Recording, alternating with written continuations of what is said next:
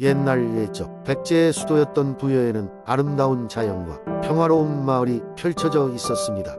그 중에서도 부여 지역에는 금강이 흐르고 있었고 이 강 주변의 숲속에는 신비로운 나무 요정들이 살고 있다는 전설이 전해졌습니다. 이 요정들은 숲을 지키며 사람들에게 축복을 가져다 준다고 알려져 있었습니다. 어느 날 마을에 젊고 용감한 사냥꾼이 준수가 살고 있었습니다. 준수는 어려서 부모를 잃고 할머니와 함께 살며 사냥을 통해 생계를 이어갔습니다. 그는 늘 숲에서 동물들을 잡으며 생활했지만 그 깊은 신비로운 숲에는 결코 가까이 가지 않았습니다. 왜냐하면 그곳은 나무 요정들의 영역으로 여겼기 때문입니다. 어느 아침 준수는 우연히 숲속에서 상처 입은 어린 사슴을 발견했습니다. 사슴은 몹시 불안해하며 떨고 있었고 다리는 붉게 물들어 있었습니다. 준수는 사슴을 잡아먹기보다는 치료해 주기로 마음먹었습니다. 그는 부드럽게 사슴을 들어 올려 약초를 채취하기 위해 더 깊은 숲으로 걸어 들어갔습니다. 준수가 금강 근처에 도착했을 때 그는 작은 나무들이 빛나는 것을 발견했습니다. 그 나무들은 마치 살아있는 것처럼 움직이며 그곳에서 고요한 멜로디가 흘러나왔습니다. 준수는 매혹되어 더 가까이 다가가자 나무 요정들이 나타났습니다. 이들은 인간 세상에 드물게 나타나는 존재였으며 준수가 상처받은 동물을 돕고자 하는 마음을 보고 그를 도와주기로 결정했습니다. 나무 요정 중 한 명인 시은이는 준수에게 다가와 약초가 자라는 곳을 알려주었습니다. 이후 요정들은 시은이의 인도로 모든 요정의 은혜로 사슴의 상처를 치료해 주었습니다. 사슴은 곧 기운을 차리기 시작했으며 요정들은 준수에게 나무의 은총을 건넬 것이라고 말했습니다. 그 은혜란 숲의 이치와 길을 이해할 수 있는 지혜였습니다. 그렇게 준수는 숲의 친구가 되었고 마을 사람들에게도 숲의 보호자로서 존경받게 되었습니다. 그는 요정들의 존재를 비밀로 간직하며 숲속에서의 경험을 토대로 사람들과 자연의 조화를 이끌었습니다. 세월이 흘러 부여 지역은 나무 요정들의 이야기가 담긴 옛 전설이 되어 남았습니다. 사람들은 숲을 존중하며 자연과의 조화로운 삶을 이루어갔고 이 이야기는 사랑과 용기의 상징으로 오랫동안 전해져 내려오게 되었습니다. 두 번째 이야기. 옛날 옛적 한국의 정읍지역에는 이름 모를 산들이 병풍처럼 둘러싸여 있었다. 이 산속에는 아직 알려지지 않은 신비로운 이야기가 전해지고 있었다. 그 이야기는 어느 외로운 여인과 황금빛으로 반짝이는 연못에 대한 것이었다. 정읍의 깊은 산골 마을에는 100년 이상 대대로 살아온 가족들이 있었다. 그 중에서도 가장 오래된 집안의 딸 수인은 아름답기로 소문이 자자했다. 그녀의 가족은 피부를 닦기만 해도 빛을 발한다는 비밀스러운 물을 가진 천연폭포 근처에 살고 있었고 수인은 날마다 이곳에서 물을 기르고 지냈다. 어느 날 수인은 평소와 같이 폭포에서 목욕을 하고 있었는데 숲속에서 희미하게 들려오는 피리 소리에 마음이 끌려갔다.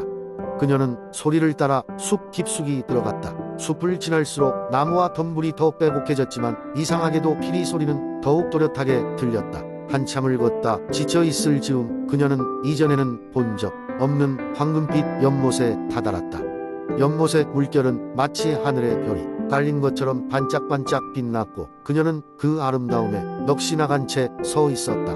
연못가에는 신비로운 한 여인이 우아한 자세로 서 있었다. 그 여인의 이름은 월향이었다. 월향은 이 산속 연못의 수호자이자 전설 속에서나 등장할 법한 마법의 힘을 가진 여인이었다. 그녀는 수인에게 다가와 황금연못의 비밀을 알려주었다. 그 비밀은 연못의 물을 마시는 일이었다. 그러나 조건이 있었다. 연못의 물을 삼킨 자는 자신의 마음속 깊은 소망을 이룰 수 있는 대신 연못의 비밀을 외부에 절대 발설해서는 안 된다는 것이었다. 수인은 잠시 생각에 잠겼다. 그녀는 자신의 가족과 그녀 자신을 위해 그 소원을 이루고자 하는 마음이 간절했다. 드디어 수인은 과감히 연못의 물을 마셨고 마음속에 간직해온 작은 소망을 빌었다. 그 순간 연못의 황금빛은 더욱 강렬해졌고 수인의 마음속에는 알 수 없는 희망으로 가득 찼다. 시간이 흘러 수인의 가족은 점차 번창했고 그녀의 삶 역시 더할 나위 없이 행복해졌다. 마을 사람들은 수인을 마법에 걸린 소녀라 부르며 존경을 표했다. 그러나 수인은 결코 연못과 월향의 비밀을 밝히지 않았다. 그녀는 그저 미소 지으며 늘 숲속에서의 작은 여행을 떠올릴 뿐이었다. 세월이 흘러 수인이 노년에 접어들자 그녀는 마을의 일을 도우며 조용히 지냈다. 그녀는 적어도 황금연못의 비밀을 지킬 수 있었다는 것만으로도 만족했다. 이제 이 이야기는 마을 사람들에게 전해져 내려오는 하나의 신비로운 전설로 자리잡게 되었고, 마을의 어린이들은 숲속 어딘가에 있을지도 모를 황금연못과 아름다운 여인의 이야기를 듣고 자라났다. 그리고 이 이야기는 정읍의 고요한 날들 속에서 전해졌다. 세 번째 이야기. 옛날 옛적 한국의 아름다운 순창이라는 마을의 마법에 고추밭이 있다는 소문이 돌고 있었습니다. 이 소문의 발단은 수백 년 전으로 거슬러 올라갑니다. 이 마을은 고추를 재배하기로 유명했는데 한 노부부가 소박한 생활을 하며 이곳에 살고 있었습니다. 그들은 매년 가장 풍부하고 매운 고추를 재배해 마을 사람들에게 큰 사랑을 받았습니다. 어느 날 하늘에서 불가사의한 빛이 내려와 그들의 밭을 비추었습니다. 그날 밤 노부부는 꿈에서 고추 요정들을 만났습니다. 요정들은 그들에게 마법의 고추 씨앗을 선물하며 이 씨앗으로 재배한 고추는 모든 병을 치료하고 마을에 행복을 가져다 줄 것이라고 말했습니다. 그 다음날 아침 노부부는 요정들이 선물한 씨앗을 심기로 결심했습니다. 시간이 흐르며 씨앗은 자라기 시작했고 그해 수확철이 되자 믿을 수 없는 일이 벌어졌습니다. 마법의 고추는 예전보다 더 크고 탐스러웠고 그 매운맛은 이루 말할 수 없이 강했습니다. 게다가 그 고추를 먹은 사람들은 하나같이 건강이 좋아지고 활력이 넘쳤습니다. 마을 사람들은 노부부의 집 앞에 줄을 서며 고추를 사가려 했고 그 덕분에 마을은 더 활기차고 행복해졌습니다. 그러나 이 마법의 고추밭에도 규칙이 있었습니다. 욕심을 부리지 않고 필요할 때만 고추를 수확해야 하며 매해 고추를 심기 전엔 요정들에게 감사의 마음을 전해야 했습니다. 노부부는 매년 그 규칙을 지키며 마을 사람들과 고추를 나누었고 이 소문은 날이 갈수록 멀리 퍼져 순창은 마법의 마을로 불리게 되었습니다. 시간이 흘러 노부부는 세상을 떠났지만 마법의 고추밭은 여전히 그 자리에 남아 후손들에게 전해졌습니다. 그들은 조상의 지혜와 요정들의 규칙을 지키며 순창의 전통을 이어갔고 덕분에 순창은 오늘날에도 매운 고추로 유명한 고장으로 남아 있습니다. 마을 사람들은 종종 이 전설을 나누며 작은 감사의식을 통해 요정들에게 고마움을 표현합니다. 그리고 해마다 고추 축제가 열릴 때면 순창 사람들은 마법의 고추밭 이야기를 새로운 세대에게 전하며 그들이 받은 축복과 운명을 기억합니다. 네 번째 이야기. 옛날 옛적 푸른 산과 넓은 들판이 어우러진 한국의 청주라는 마을이 있었습니다.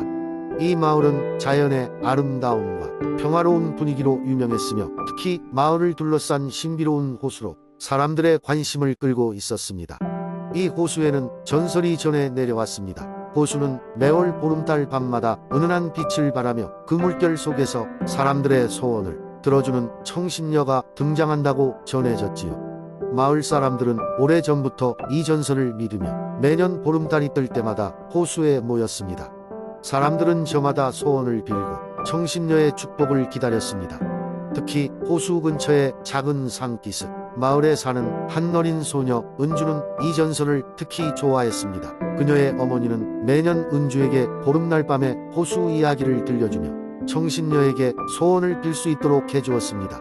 그러나 어느 해 마을에 긴 가뭄이 찾아왔습니다.